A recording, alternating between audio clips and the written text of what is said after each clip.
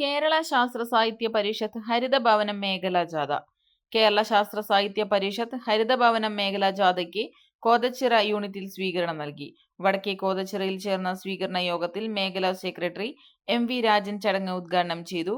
തുടർന്ന് ചൂടാരാപേട്ടി biobin soap നിർമ്മാണം, detergent നിർമ്മാണം, പുരപ്പുറ സോളാർ വൈദ്യുതി എന്നിവയെക്കുറിച്ചുള്ള പരിശീലനം നൽകി.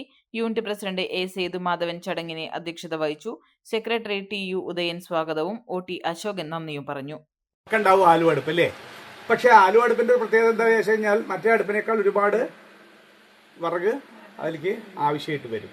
അത് കൂടുതൽ വിറക് വേണം. പക്ഷെ പരിഷത്തിന്റെ അടുപ്പിന് വളരെ കുറച്ച് വിറക് മതി എന്നുള്ളത്. ചെറിയ ചെറിയ ചുള്ളിക്കമ്പ് ഉണ്ട് വെച്ചാൽ ധാരാളമായിട്ട് തീ ഉണ്ടാവും, പുകയുണ്ടാവും. പുകയില്ലാതെ അത് മേപ്പിട്ട് പോവുകയും ചെയ്യും. അങ്ങനെയാണ് അതുണ്ടായിരുന്നത്. പിന്നീട് പലതരത്തിലുള്ള അങ്ങനത്തെ സാധനങ്ങൾ ഉണ്ടായിട്ടുണ്ട്. അതിലൊന്നാണ് ഈ സോപ്പ് എന്ന് പറയുന്നത്. എളുപ്പത്തിൽ സോപ്പ് ഉണ്ടാക്കാം. നമ്മളെ ജീവിതത്തിൽ ഏതെങ്കിലും ദിവസം ഒഴിവാക്കാൻ പറ്റുമോ സോപ്പ്? വല്ല പഞ്ചൊക്കെ എടുക്കുമ്പോഴോ വല്ല സൂക്കറായിട്ട് എടുക്കുമ്പോഴോ മാത്രമല്ലാതെ നമ്മൾ സോപ്പ് ഉപയോഗിക്കാത്ത ഒരൊറ്റ ദിവസം ഉണ്ടാവില്ല. അപ്പോൾ എല്ലാ ദിവസവും നമുക്ക് സോപ്പ് വേണം. 360 ദിവസവും സോപ്പ് വേണം. സോപ്പ് വെച്ച് കുളിക്കാണ്ട് നമുക്കൊരു സുഖം വരില്ല. ഒന്ന് വൃത്തിയായിട്ട് പുറത്തിറക്കണം വെച്ചാൽ കുളിച്ചല്ലാണ്ട് നമ്മൾ പുറത്തേക്ക് ഇറങ്ങില്ല.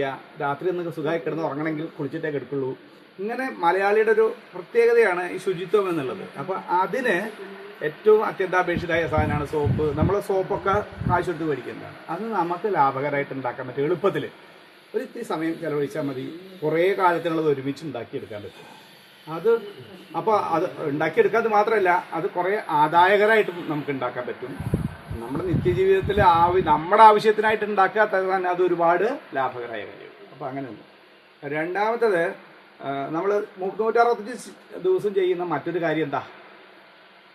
വീട്ടിൽ 360 ദിവസം വേണം എന്നുള്ള മറ്റൊരു കാര്യം ഭക്ഷണം പാകം ചെയ്യാന്നല്ലേ.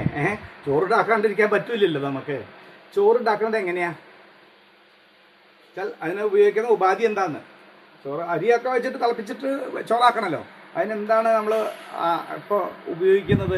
ഒന്നുകിൽ ഗ്യാസ് ഉപയോഗിക്കുന്നുണ്ടാവും, അല്ലെങ്കിൽ അടുപ്പ് ഉപയോഗിക്കുന്നുണ്ടാവും, അല്ലെങ്കിൽ വിറക് ഉപയോഗിച്ച് കത്തിക്കുന്നുണ്ടാവും, അതില്ലെങ്കിലോ ഇൻഡക്ഷൻ കുക്കർ ഉപയോഗിക്കുന്നുണ്ടാവാം. ഇങ്ങനെ എന്തെങ്കിലും തരത്തിലുള്ള ഇത് വെള്ളം തിളപ്പിക്കാൻ ആവശ്യമായിട്ടുള്ള ഉപാധി ഉപയോഗിക്കുന്നുണ്ടാവും.